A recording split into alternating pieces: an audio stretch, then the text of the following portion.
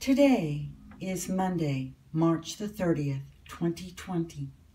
I am Julie Hankinson, and this is the view out my window.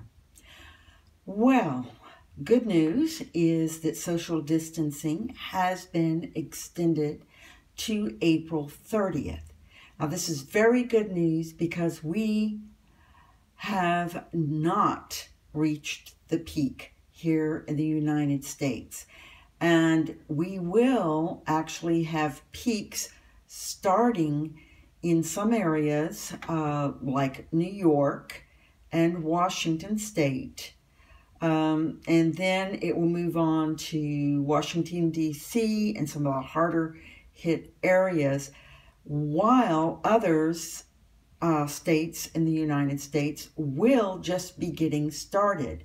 We're seeing the same thing around the world, globally. We're seeing that China was the first. They were hardest hit.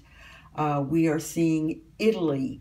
It's devastated. Then moving on to Spain. England, the UK, is now being smacked down. We're seeing Germany, France. But again, each one of these countries are being hit. It's almost like dominoes falling. The first one falls, and then it moves on to another and another. So it's not a big resounding crash all at once. It is a domino effect around the world. And of course, this is affecting healthcare. And I believe Australia is just now beginning to feel the impact. So the epicenter, the large devastating impacts will not occur simultaneously, but will, like dominoes falling, keep plop-plopping around the world, knocking into each other. We will see devastation again according to the capabilities of the country, how closely they are packed, if they are able to practice social distancing, which is a very near impossibility in a country like India or Pakistan or Iran. The ratio of churches to hospitals, we're seeing in Romania that the churches outnumber the hospitals almost 100 to 1. So it's, where has the money been going? Have the hospitals been neglected? Are they understaffed? Are they undersupplied?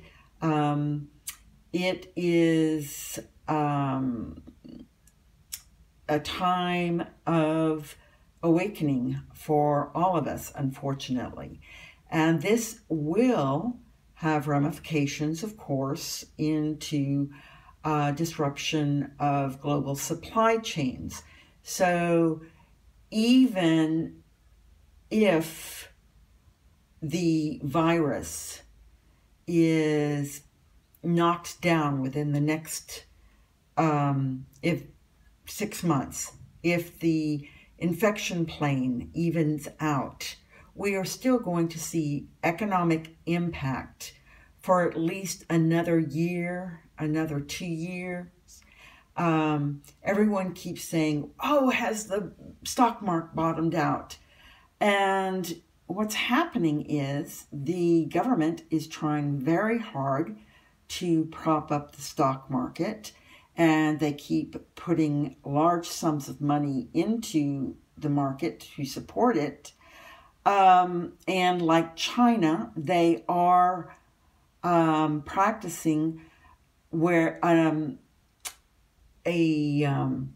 what they're doing is the government is actually buying the stocks so that it props up the prices in the stock market. China's doing it.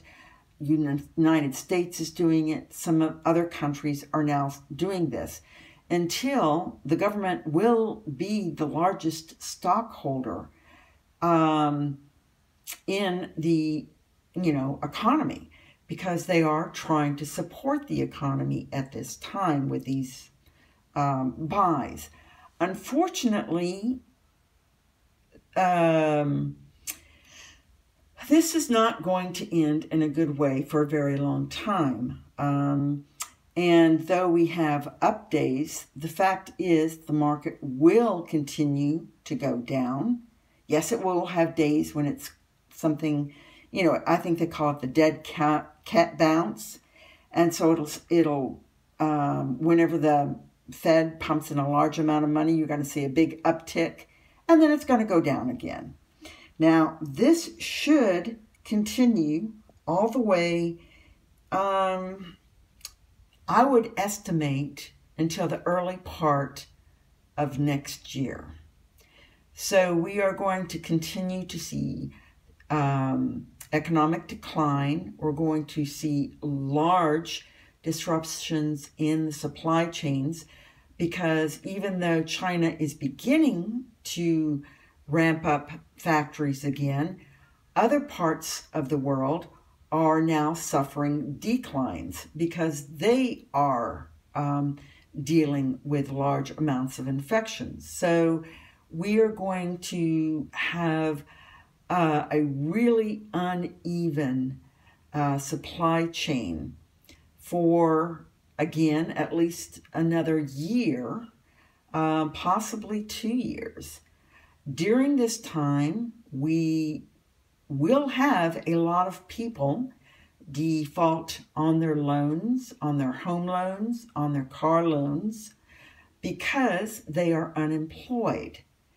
And unless the government bails out the banks on the stipulation that they have to forgive these loans, the banks will be foreclosing on these, which will cause the housing market to bottom out. And don't even get me started on the student loans. There are going to be massive defaults with student loans as well. So that's just the tip of the iceberg. Again, credit cards will also see large defaults. People are going to be living off the credit on their credit cards.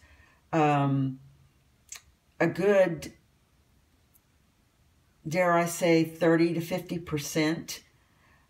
These will be the people that are suffering from unemployment, and they're not going to just be blowing off in buying frivolous stuff. They're going to be putting their rent and their utility bills on these credit cards. And they will not be paying their mortgage because they will not have an income.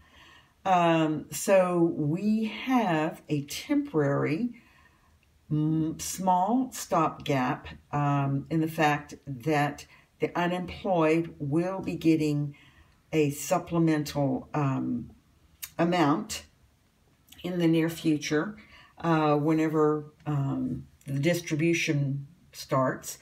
We don't know if that's going to be in 2 weeks or a month. We cross our fingers and hope. But this is going to be a very uneven process while the government starts this, because it will need to be refined.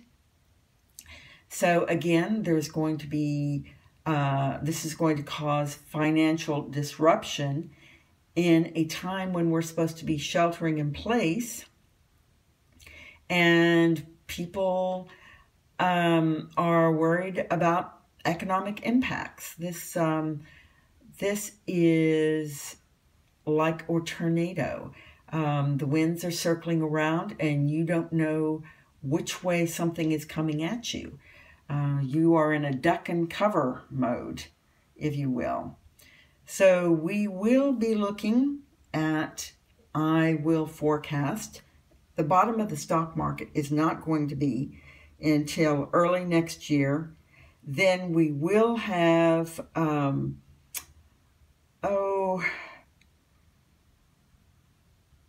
bottom, then we'll have housing foreclosures, and we will maybe see the bottom of the real estate market in the end of 2022 or 23. So this recession is going to carry on for a while. Things are not all going to hit the head at the same time. People will be pulling money out of their 401ks, their Roths, their retirement funds, and they're going to be doing this because they need it to live.